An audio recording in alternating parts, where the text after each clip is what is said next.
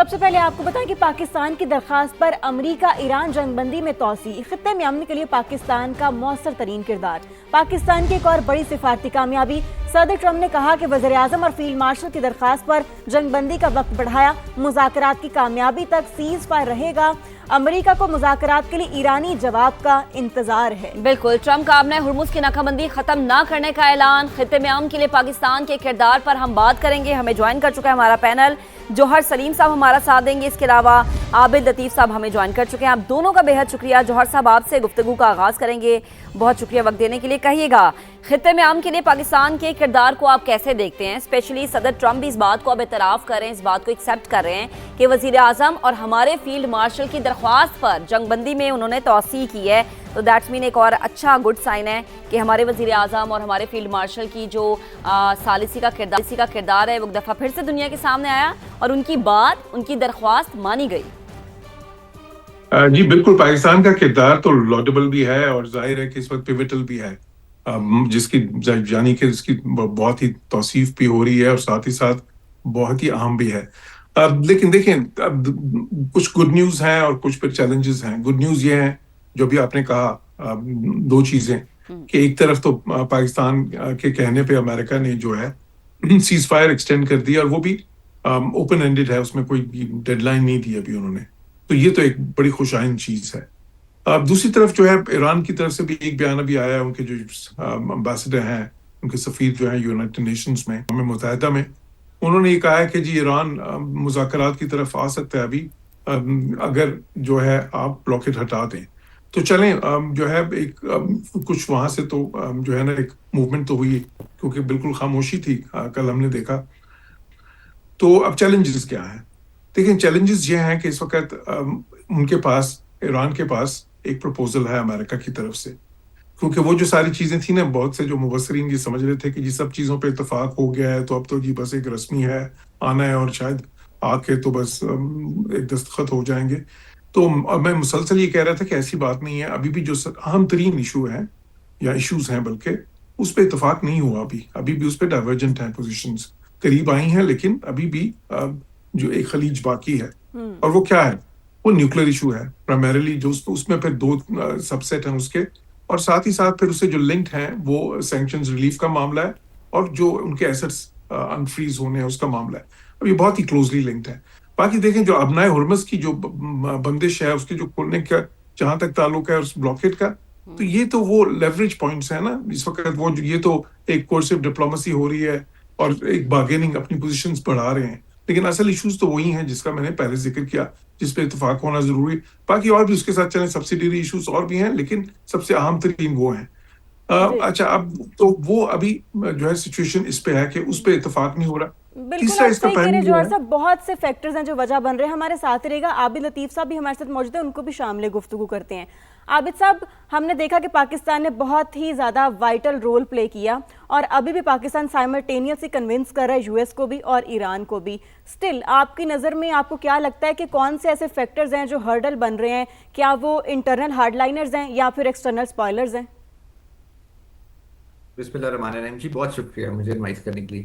دیکھیے جی، یہ ایک کیونکہ بہت کمپلیکس ایشو ہے ابھی، جس کی طرف میسر صاحب بھی اشارہ کر رہے تھے، اور ایک یہ ڈیکیڈز کا ایک معاملہ ہے جو کہ ظاہر ہے دنوں میں یا ہفتوں میں یا گھنٹوں میں تو حل نہیں ہو سکتا، اور کمپلیکسٹیز ہیں، لیکن ان کمپلیکسٹیز کو پاکستان نے، جیسے ہم پہلے بھی کئی دفعہ بات کر چکے ہیں، کہ اب نیک نیتی سے اور کنسٹرکٹیو رول سے کافی حد تک ان کمپلیکسٹی کو جو ہے وہ کنٹرول کیا ہوا ہے۔ میں تو یہ کہوں گا جو فریجیلٹی ہے سیز فائر کے اندر، جو یہ فریجائل سیز فائر ہے، اس میکنزم کے اندر جو اینٹی فریجیلٹی ہے وہ پاکستان نے ایڈ کی ہے۔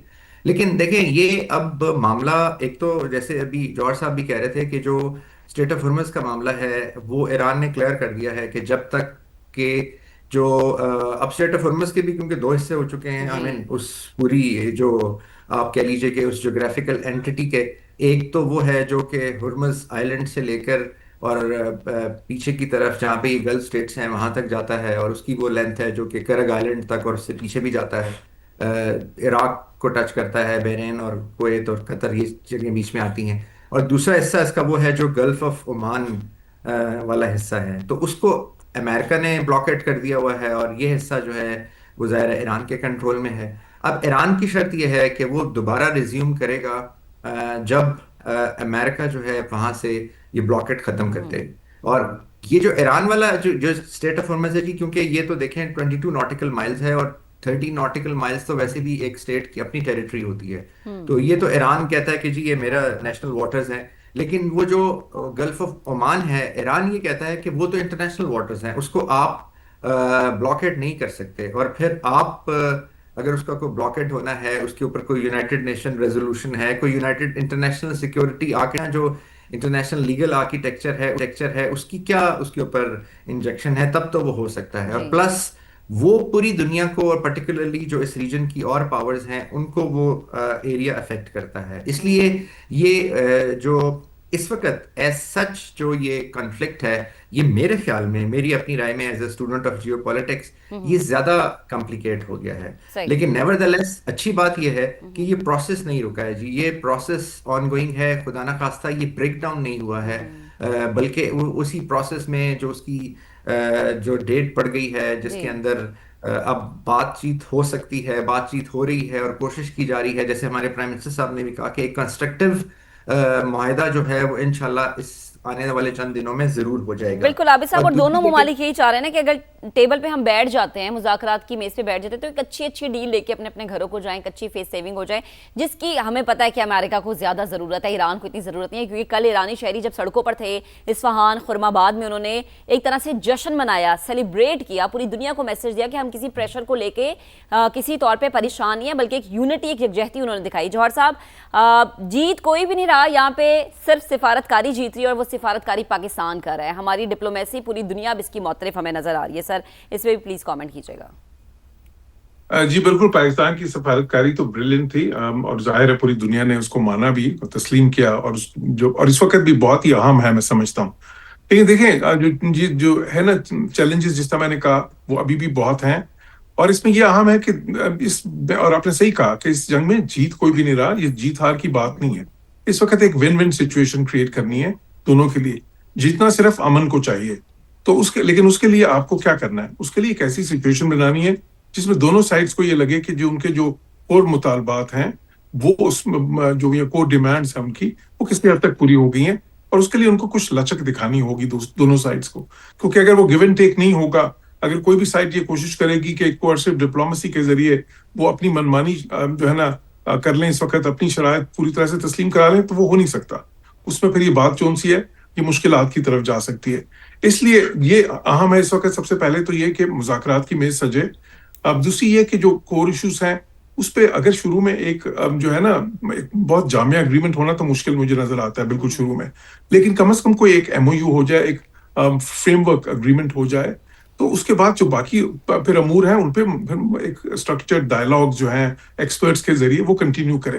لیکن اس سے پہلے دو چیزیں، ایک سیز فائر پرماننٹ ہو جائے، اور دوسرا یہ کہ جو ابنائے ہرمز ہے اس کو مکمل کھول دیا جائے. کیونکہ یہ دونوں چیزیں ہوں گی تو پھر جو ہے نا میں سمجھتا ہوں یہ وہ کانفیڈنس بلڈنگ میجرز ہیں جو مذاکرات کے لیے ایک سازگار ماحول اس کے لیے فراہم کر سکتے ہیں.